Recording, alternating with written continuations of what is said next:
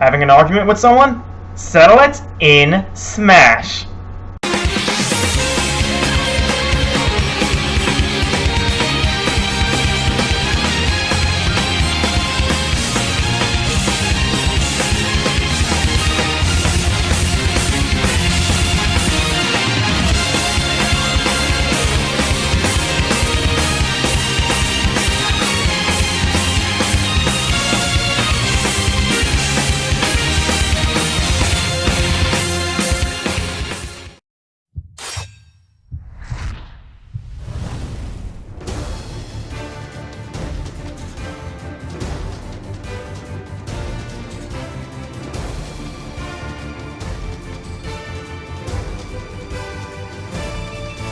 Oh man, Super Smash Bros. 4. What can I say about this game that hasn't already been said? It's chaotic, fun, and insanely addicting. However, I feel that the characters have never been more balanced than the previous entries. Some may argue that some characters are better than worse than others, but to me, it's all a reflection of how good you are at that character. So today, I'm counting down my top 10 Super Smash Bros. 4 combatants.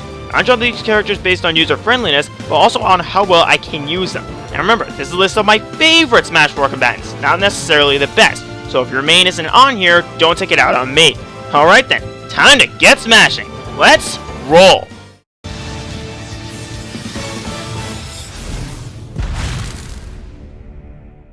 You know, for a guy who's never played an F-Zero game in his life, I love Captain Falcon. He was relatively unchanged from Brawl and Melee, being a very fast character who hits like a bulldozer. No, seriously, his attacks do a ton of damage and can launch opponents easily, and he has enough speed to make mobility a complete non-issue.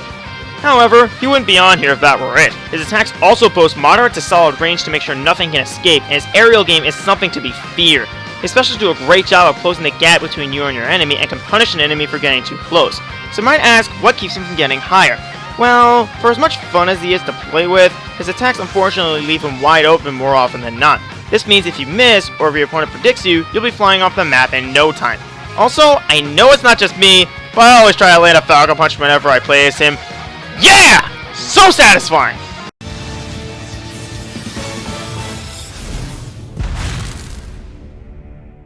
Putting the Mii's in Smash sounds like a fantastic idea. In fact, they would have been in Brawl if there weren't so many jerks on the internet, but they're in Smash 4, so I really can't complain.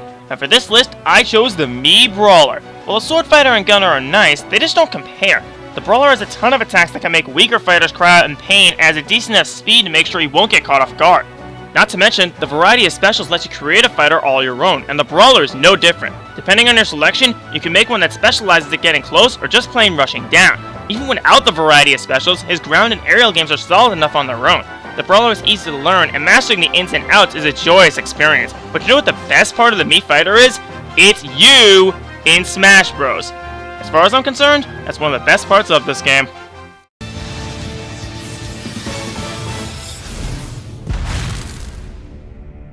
When Pokemon X and Y were announced, I was hyped, and when I saw Froakie, I knew what my starter would be, and I was even more psyched when I saw it evolved into the awesome Greninja. But even in my wildest dreams, I never would have expected he would make it into Smash Bros.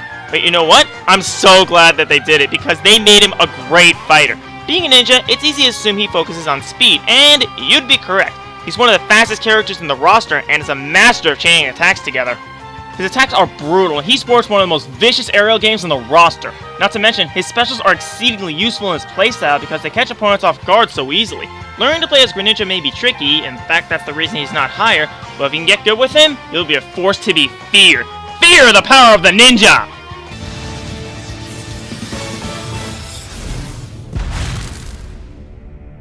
You know, this list was originally a bit different, but then some new DLC came out and a new character made it onto my list.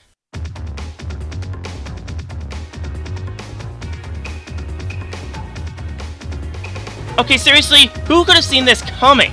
Ryu in Smash Bros. Sounds like one of those ideas that's amazing but will never happen. But leave it to Sakurai to surprise us once again. After recovering from my surprise of seeing him in the first place, I was further surprised by how accessible he is.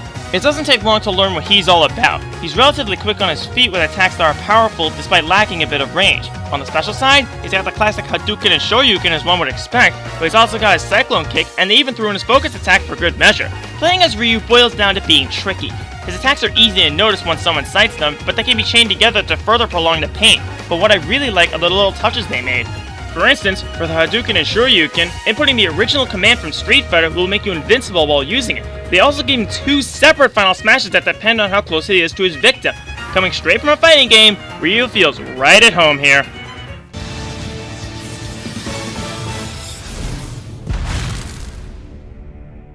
Ike was my sub in Brawl. He was powerful, boasted solid range, and attacks that mutilated anyone who got too close. He wasn't changed that much in Smash 4, still being a ruthless powerhouse, which is why I'm sticking Robin on this list. Ha! How'd you going, didn't I? Don't get me wrong, I still like using Ike, but he was nerfed seriously since Brawl, making his attacks a ton slower, making him kind of outclassed. Robin, however, is a character I can't get enough of using. Unlike most fighters in Smash, Robin's fighting style focuses mostly on technique. His attacks aren't the most powerful in the world, and his KO potential isn't really obvious at first. Instead of force, his potential comes from his ability to use different attacks to build up damage. When it comes to fighting from range, Robin is one of the best. His specials are great at keeping opponents at bay as you build up their damage, before sending them flying. However, you can't just use his spells and attacks wildly because, true to Fire Emblem, they have limited durability. Use a specific attack too much and you won't be able to use it for a limited amount of time.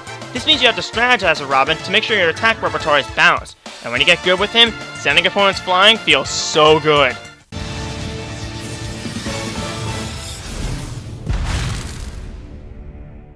As the hero of Hyrule, Link is one of the most defining faces of Nintendo, and by extension Smash Bros, and he managed to be one of my favorites in Smash 4. Link is a very balanced fighter with good speed, power, and KO potential. However, he wouldn't be this high on this list or outrank Toon Link if that were it. He was seriously buffed since Brawl, making him so much more devastating. I can't quite put my finger on it, but he just feels smoother and faster and so much more versatile. Speaking of versatile, his specials have that written all over him with methods to zone, but also methods to close the gap to unleash some punishment. Playing as Link is very easy and very rewarding, and getting good at him is hardly difficult. By linking with this hero, your opponents don't stand a chance.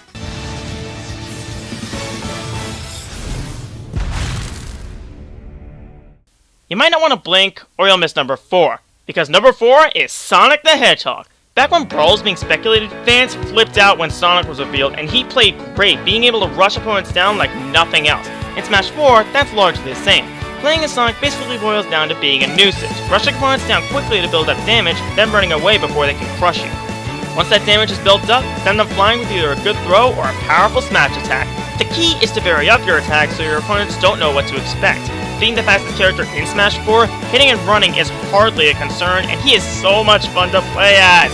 I would like to rank him a bit higher, but his specials are a bit lacking, as is his aerial game. And if an opponent can close the gap quickly or figure you out, there is no hope for you. Still, if you like being annoying and piling on the pressure, pick the blue blur and prepare to piss off your friends.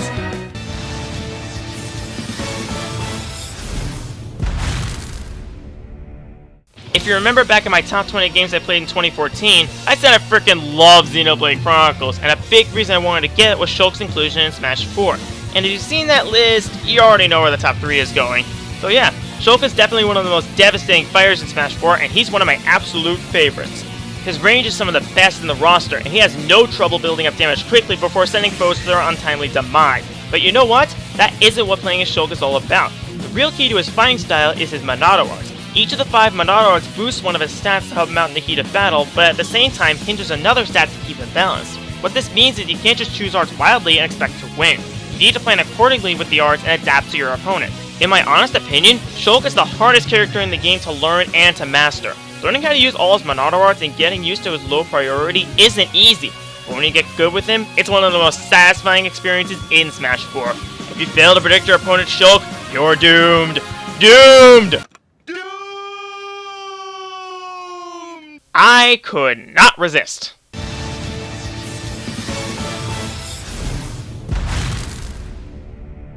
When I saw Mega Man announced for Smash, I couldn't believe my eyes. I absolutely adore the Mega Man series, and I was so anxious to play as him, and he did not disappoint.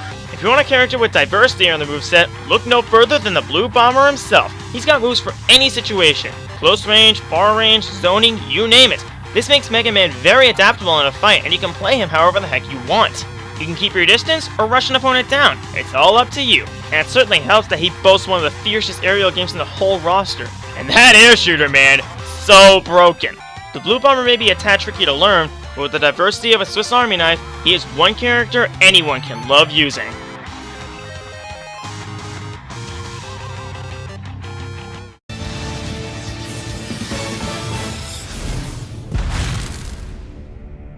Further points for predictability, but you must confuse me with someone who cares, because Lucario is something else. To say that Lucario is a fantastic and, quite honestly, underrated fighter would be the understatement of the decade. He was my main in Brawl, and he's my main here even better than ever.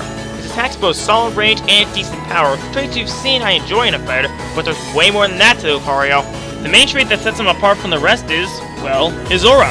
As he takes damage, his aura grows stronger and stronger, giving his attacks more power and range to the point where it seems like he can fight back from a no-win situation.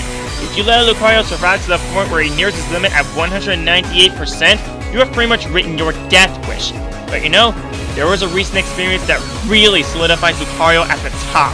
I was determined to be classic on 9.0 pure with no customizations, and I knew I could do it with Lucario. I got beaten down a lot, but I didn't give in. Then, it seemed hopeless when I lost the life to the Master Core's Beast form, and anyone else would give up, but I pressed on.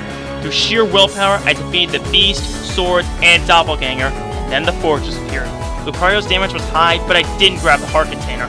I beat the first two cores, grabbed the container, and set out to win. When I approached the final core, things looked a bit dread. My damage was high, and one wrong move, and I'd be bounced into the acid which would kill me, and all of my effort would be in vain. But through patience, I beat the round of enemies and finished the job. That feeling I felt was indescribable, and it really made me adore Lucario, solidifying him forever at number 1. I'm an Dragon, and if you ever want to face me online, check the About tab of my channel, and get ready to fear Lucario. Hey guys, thanks for checking out this list that won the straw poll, and thanks to everyone who voted. My subscriber count has really gone up thanks to a collab with Wolf, and I thank him dearly for that. Now I'm gonna go get to work on my review of Super Mario 3D World and some other projects. See you guys next time, take care. This was absolute torture to reenact! I better get some appreciation for it!